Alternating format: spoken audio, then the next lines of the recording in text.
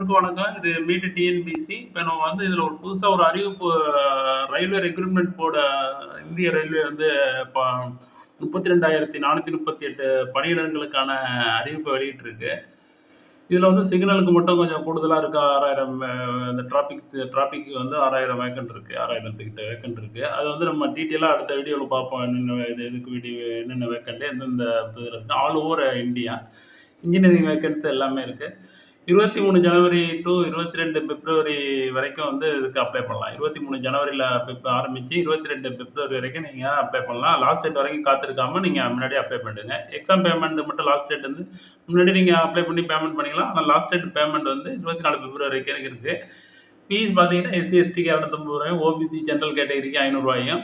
Age relaxation பார்த்தீங்கன்னா 18 to 36 age relaxation வந்து 18 36. உங்களுடைய ஏஜ் ரிலாக்ஸேஷன் இந்த கேஸ்ட் வைஸ் ஏஜ் ரிலாக்ஸேஷன்லாம் உண்டு. 36 வயசுக்கு மேலனா எந்த கேஸ்ட்டு இப்போ ஓபிசிக்குன்னா 3 வருஷம், எஸ்சி எஸ்டினா 5 வருஷம், இதுமாரி வந்து அந்த ஏஜ் ரிலாக்ஸேஷன்லாம் இருக்குது. எஜுகேஷன் குவாலிஃபிகேஷன் பார்த்தீங்கன்னா 10th அல்லது ஐடிஐ பாஸ். ஐடிஐ பாஸ்னா என்சிவிடி சர்டிஃபிகேட் இருக்கணும். நேஷனல் சர்டிஃபிகேட் வொகேஷனல் ட்ரைனிங் அப்படிங்கிற அந்த சர்டிஃபிகேட் வச்சிருக்கணும். ஏன்னா என்சிவிடி சர்டிஃபிகேட் இருக்கான்னு பார்க்கணும் ஐடியில். அது ரொம்ப முக்கியம். 10th அல்லது ஐடிஐ பாஸ் பண்ணியிருந்தா போதும்.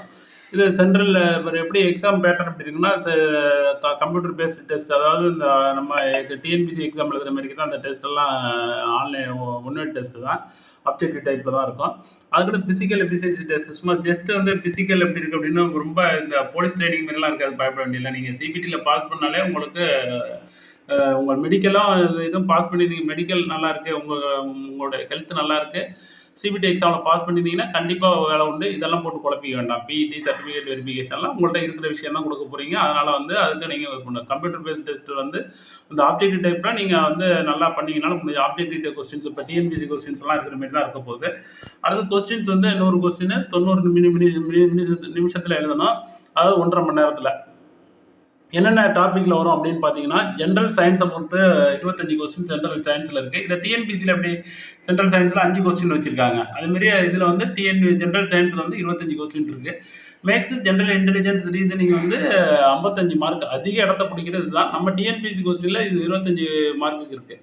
அதனால் இதை நீங்கள் படித்து டிஎன்பிசி ப்ரிப்பரேஷன் பண்ணுறவங்க இதுக்கும் அப்ளை பண்ணுங்கள். இது வந்து உங்களுக்கு இதாக இருக்கும். நிறைய எக்ஸாம் எழுத தான் உங்களுக்கு இதாகும். அதனால் டெஸ்ட் தான் எழுத சொல்லுவேன் தவிர படிக்கிறதோட நம்ம டெஸ்ட் எழுத நிறைய விஷயங்கள் நம்ம தெரிஞ்சுக்கலாம். ஜென்ரல் அவேர்னஸ் வந்து 20 கொஸ்டினை வந்து ஆர்ஆர்பி கேட்குறாங்க. டிஎன்பிசியில் வந்து 70 கொஸ்டின். அதில் வந்து இதில் வந்து ஜென்ரல் அவேர்னஸை பொறுத்த வரைக்கும் இதில் வந்து கரண்ட் ஈவெண்ட்ஸ் அதிகமாக இருக்கும். ஆர்ஆர்பியில் தான் பார்த்தீங்கன்னா எப்படின்னா ஜென்ரல் சயின்ஸுக்கும் அதில் பிரிச்சே நம்ம பார்க்கலாம். ஜென்ரல் இன்டெலிஜென்ஸில் வந்து பார்த்தீங்கன்னா இந்த பிளட் ரிலேஷன்ஷிப், அதாவது அவருடைய ஏ என்பவருடைய மாமாவின் அப்பா அப்படின்னாலும் ஒரு கொஸ்டின்ஸ் வரும். அதேமாதிரி மாடலில் அது ஒரு 3 கொஸ்டின் இதிலே பிரித்து நிறைய கொடுத்துருக்காங்க. அதுமாதிரி ஜென்ரல் அவேர்னஸில் பொறுத்த வரைக்கும் 13 கொஸ்டின் கரண்ட் ஈவெண்ட்ஸ்லேருந்து வரும்.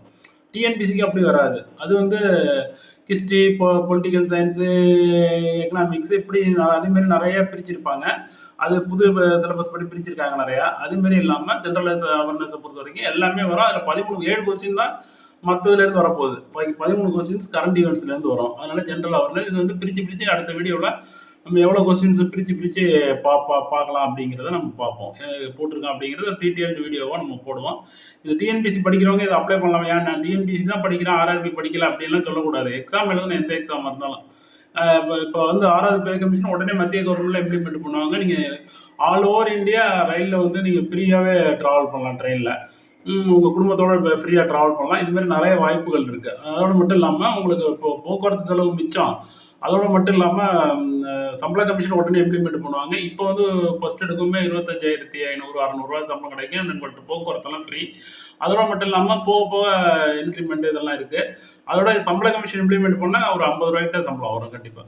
அடுத்தது மேலும் விவரங்களுக்கு வந்து இந்த வெப்சைட்டை பாருங்கள், www.rrbcdg.government.in. இந்த வெப்சைட்டில் உங்களுக்கு டீட்டெயில்டு இதெல்லாம் இருக்குது. அது கவர்மெண்ட் வெப்சைட்டு. இதில் பாருங்கள். யாரும் ஆர்ஆர்பிக்கு பணம் வாங்க பணத்தின் மூலம் பாஸ் பண்ணலாம் அப்படின்னு சொல்கிறவங்க நம்பாதீங்க. நேர்மையாக 100% நேர்மையாக இது பண்ணுவாங்க. ஆர்ஆர்பி டெஸ்ட் பேஜுக்கு வந்து இந்த நம்பருக்கு வாட்ஸ்அப்பில் கான்டாக்ட் பண்ணுவாங்க. ஹாய் அப்படின்னு ஒரு மெசேஜ் போட்டு விடுங்க. இப்போ பார்த்துங்க. ரொம்ப நன்றி, வாழ்த்துக்கள். தொடர்ந்து நீங்கள் வந்து இந்த மாடலில் எக்ஸாமுக்கு ப்ரிப்பேர் ஆகுங்க. இதோட டீட்டெயில் வீடியோ அடுத்த வீடியோவில் பார்ப்போம். டீட்டெயில்டாக. தேங்க்யூ ஃபார் வாட்சிங்.